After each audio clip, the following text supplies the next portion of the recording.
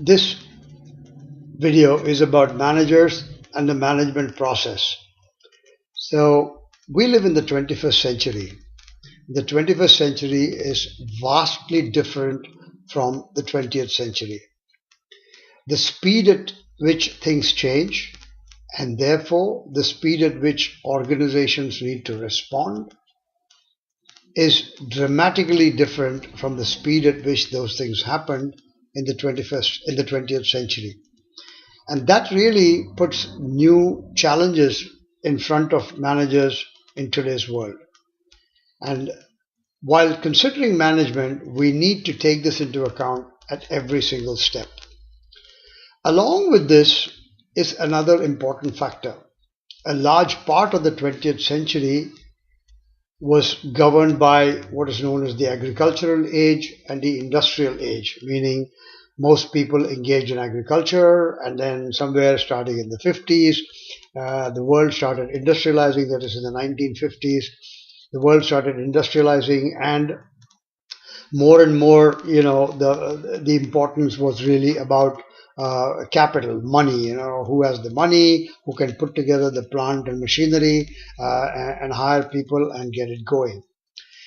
But then, with the advent of information technology and really the way in which computers have proliferated all over the world, everyone has many computers today, access to many computers, and they use many computers today.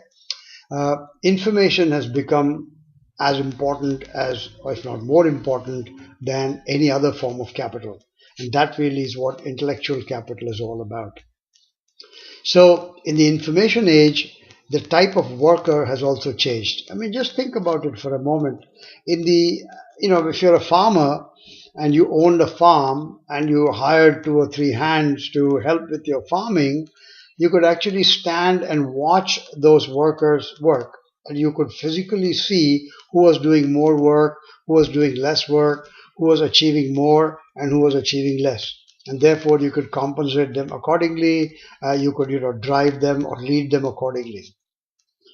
But now in the information age, people are sitting in front of computer systems or large complex systems and doing something. That's really what your employee base is all about. You have no idea what they're doing until long after they have finished their work. You only know what they have done from the outcomes. Now, this creates a real challenge for managing or determining who is doing well or who is not doing well, who needs help, who doesn't need help, what type of help is needed by someone. None of this is visible in the information age. People work with their heads. That's the whole thing. So, if you like, the whole concept of power itself has shifted from muscle in the agricultural age, because you needed a pair of hands to till the land, to money in the industrial age, where if you had the money, if you had the capital, you could invest in equipment and machinery, and you could build factories and things like that. From muscle to money, now power has shifted to the mind, and it's all about the mind. That's why this is called the knowledge worker era. Now, knowledge workers are very different kind of people compared to people who work with through muscle. Knowledge workers think, and knowledge workers think, and their thinking is closely connected to their feeling. As a result of this, in the knowledge worker era, it's vital that if we are managing people, we know how to reach their minds. The only way to reach their minds is to reach their hearts, and therefore you require a whole lot of completely new, different kind of skills to be able to manage in the information era. And this really is one of the biggest differences, because power itself has shifted. The nature of power, the center of power, has shifted from muscle to money to mind. And that's really agricultural era, industrial era, information era. Follow the muscle, money, mind journey.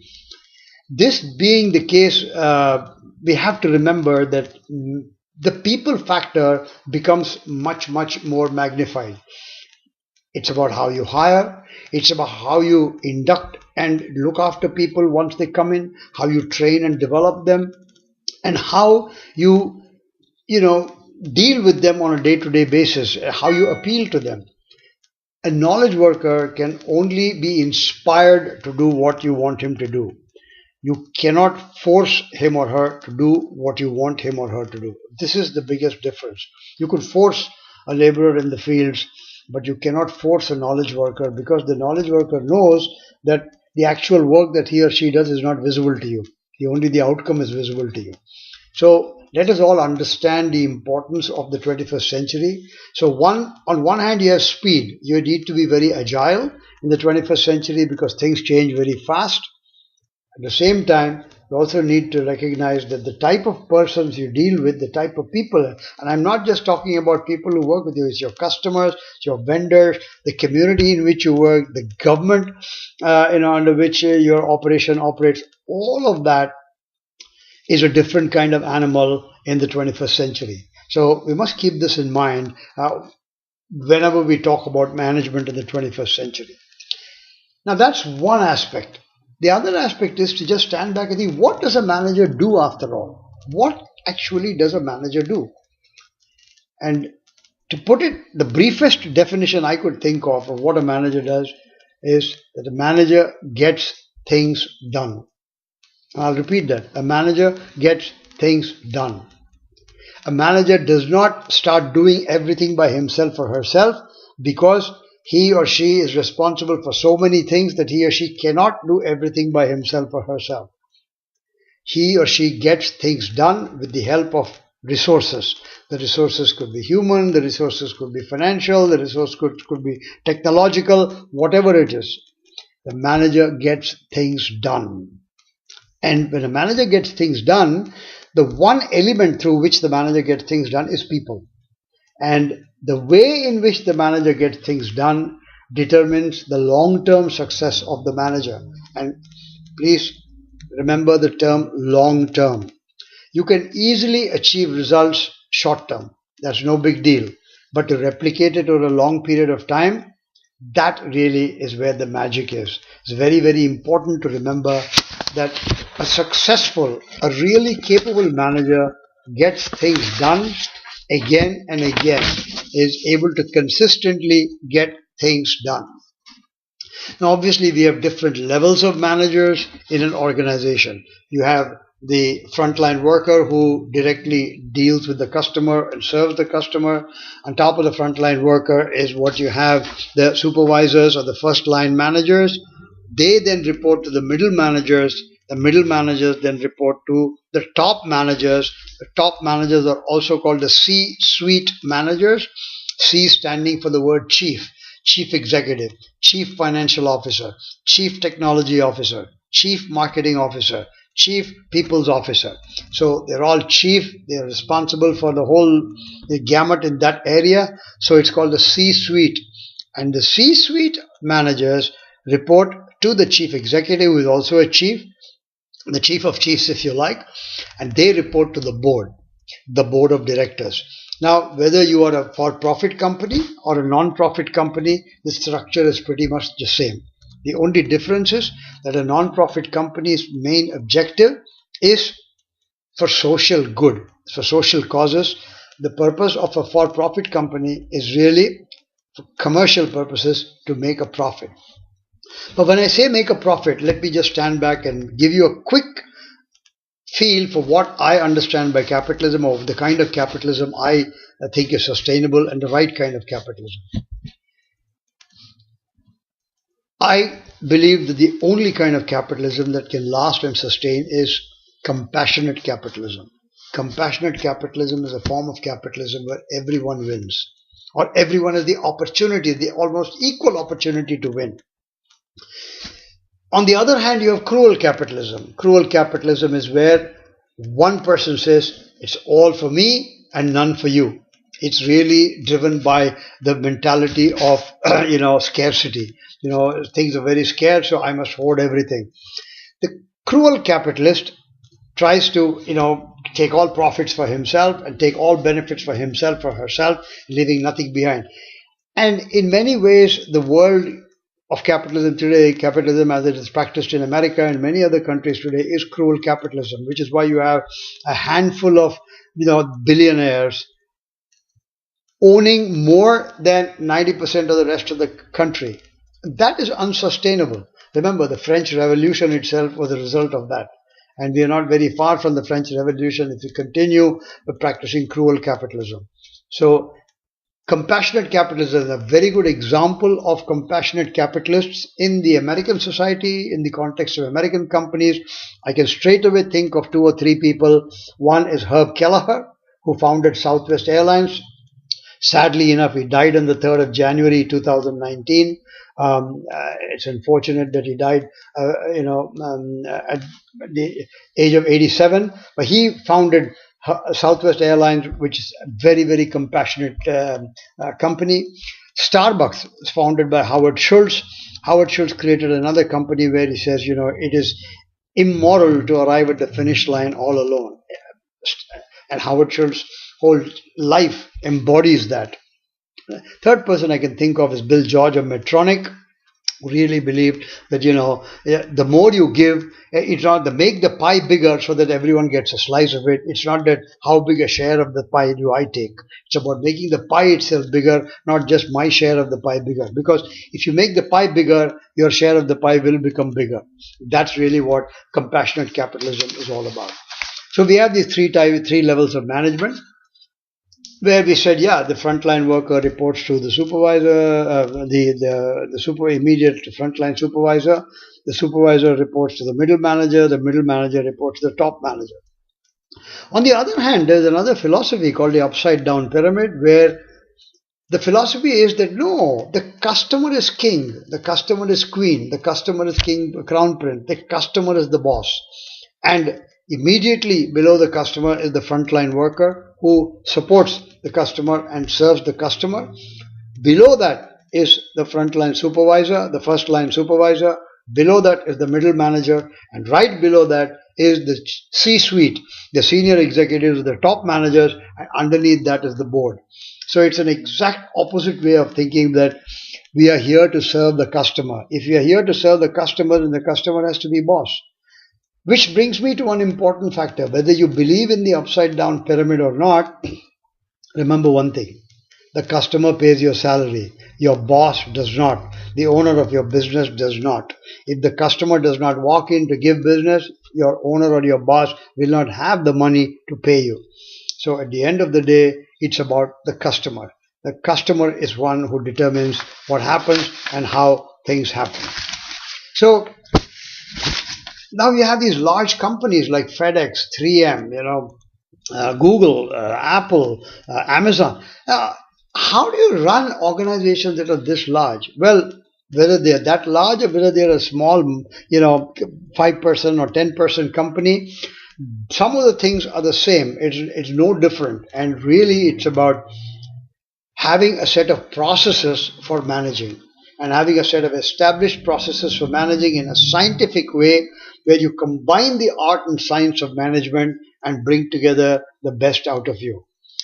In order to do that, managing is made out of 4 functions.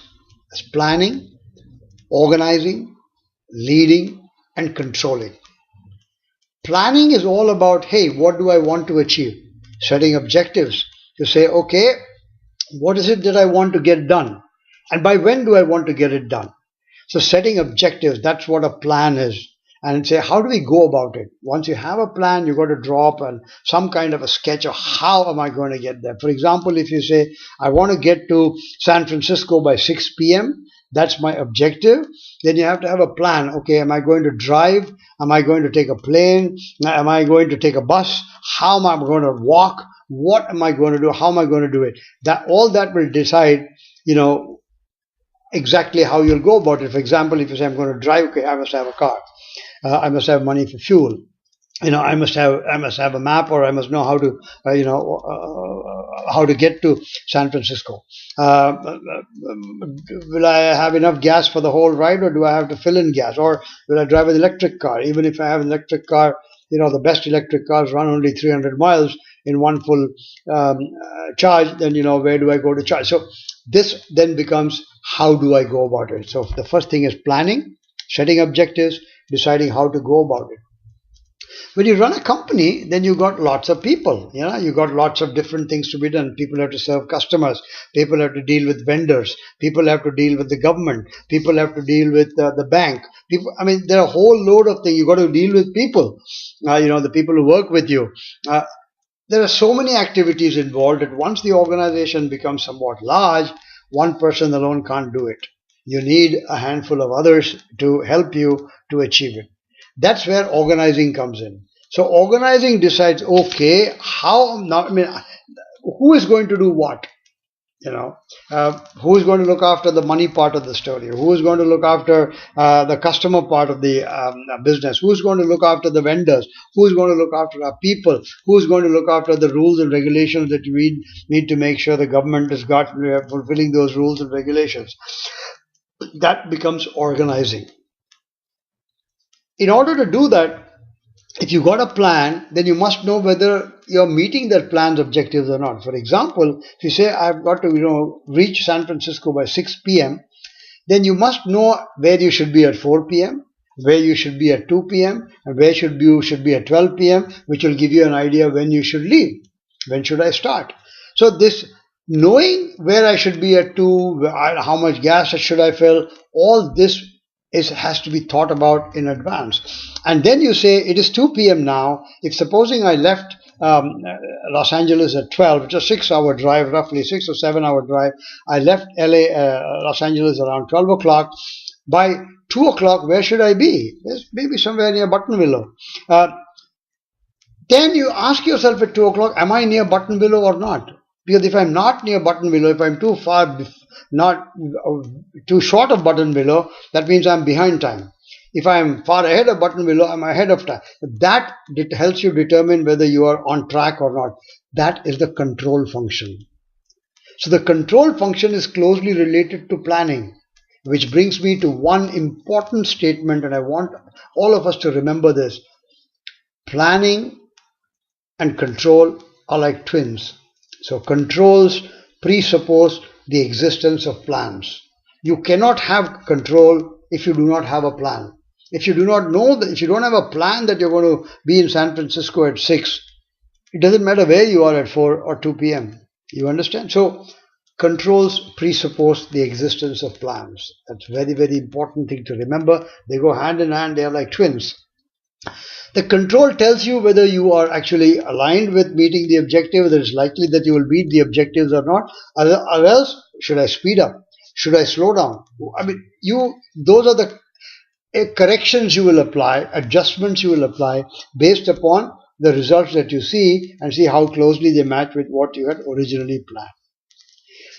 Now, as I said, once the organization becomes reasonably large, there are a whole load of people you're working with. You've got to manage those people. And that really is where the leading part comes in. There are two aspects of leading. One is managing and one is leading. One is just getting the things done. More importantly, the leading part is where you inspire people to help them do what you want them to do, to make them do what you want them to do. That really is what leadership is all about. Leadership is not about coercion. Leadership is not about blackmailing. Leadership is not about threatening. Leadership is not about scolding or shouting at people. Leadership is about inspiring. And leadership is not about you. It is about the people we are fortunate enough to lead. And we have to remember this. So we need leadership skills to be able to understand how to get the best out of our people. And remember, people are like the fingers of the hand. Each finger is different in shape and size and strength and purpose. Therefore, just as each finger is different, each human being is different. And as a good leader, you have to figure out what makes each person tick. That really is the essence of leadership. Which button do I press to make A do what I want him to do? Which button do I press to make B do what I want her to do? All this, of course, assumes that I want them to do legal things, I want them to do the right things, want them to do things that bring greater good. All that is outside the parenthesis, that is taken for granted. Okay, so these are the 4 functions of management: planning, organizing, leading, and controlling. These four put together become management. That's really what management is all about. The other thing that we need to consider very, very seriously is how different is our world today from the world of before. We live in a very diverse world. I mean, it's extraordinarily diverse, and I cannot tell you how diverse it is. Look at me. I'm from India. I left India 30 or 40 years ago. I have two sons. One son is married to a blue eyed blonde from Ohio. The other is married to a black eyed beauty from Brazil. My grandchildren go to a Chinese immersion school where they do half day in Chinese and half day in English. You can imagine how diverse my family is. This is quintessentially how every corporation is today. Every organization is as diverse as my own family. And we have to learn to deal with diversity. In fact, we have to learn to embrace diversity. The power of the United States becoming the largest economy in the world, the most powerful country in the world, owes it to the diversity that the founding fathers embraced when they laid the country open to every type of person, people from every corner of the world to come here. If you read what is written under the Statue of Liberty, that's what it says. Give me your people, no matter from where they are. That's really what it is. And, it's stupid to build walls. It makes sense to build bridges.